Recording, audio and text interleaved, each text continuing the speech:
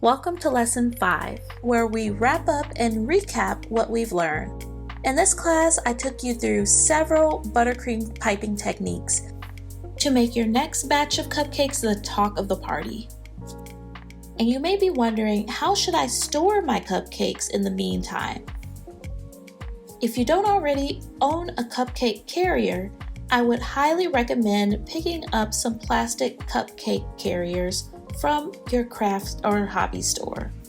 Because our cupcakes are beautifully decorated, you want to be mindful that the tops of the plastic containers will not come into contact with your buttercream and ruin them before you can get them to your celebration. This plastic cupcake container has a tall top, which is more than enough to accommodate our buttercream decorations. To prevent your cupcakes from drying out, you'll want to store them in a container. They can be left at room temperature for up to 48 hours or store them in the refrigerator for up to 1 week. If refrigerated, allow the buttercream to come to room temperature before enjoying.